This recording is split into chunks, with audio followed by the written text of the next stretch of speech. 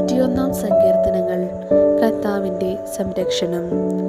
അത്യുന്നതൻ്റെ സംരക്ഷണത്തിൽ വസിക്കുന്നവനും സർവശക്തൻ്റെ തണലിൽ കഴിയുന്നവനും കർത്താവിനോട്, എൻ്റെ സങ്കേതവും എൻ്റെ കോട്ടയും ഞാൻ ആശ്രയിക്കുന്ന എൻ്റെ ദൈവവും എന്ന് പറയും. അവിടുന്ന് നിന്നെ വേടൻ്റെ കെണിയിൽ നിന്നും മാരകമായ മഹാമാരിയിൽ നിന്നും രക്ഷിക്കും. തൻ്റെ തൂവലുകൾ കൊണ്ട് അവിടുന്ന് നിന്നെ മറച്ചുകൊള്ളും. അവിടുത്തെ ചിറകുകളുടെ കീഴിൽ നിനക്ക് അഭയം ലഭിക്കും. അവിടുത്തെ വിശ്വസ്തത നിനക്ക് കവചവും പരിചയമായിരിക്കും. രാത്രിയിലെ ഭീകരതയെയും പകൽ പറക്കുന്ന അസ്ത്രത്തെയും നീ പേടിക്കേണ്ട. ഇരുട്ടിൽ സഞ്ചരിക്കുന്ന മഹാമാരിയെയും നട്ടുച്ചയ്ക്ക് വരുന്ന വിനാശത്തെയും നീ പേടിക്കേണ്ട.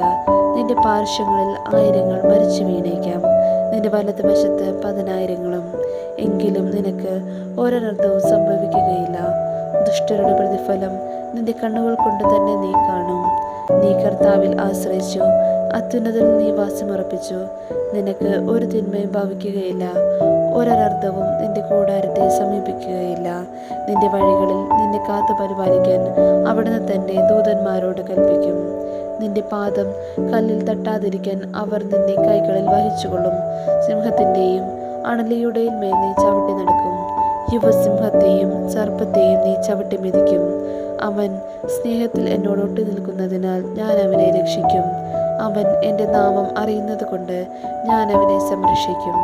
അവൻ എന്നെ വിളിച്ചപേക്ഷിക്കുമ്പോൾ ഞാൻ ഉത്തരമരുളും. അവൻ്റെ കഷ്ടതയിൽ ഞാൻ അവനോട് ചേർന്ന് നിൽക്കും. ഞാൻ അവനെ മോചിപ്പിക്കുകയും മഹത്വപ്പെടുത്തുകയും ചെയ്യും.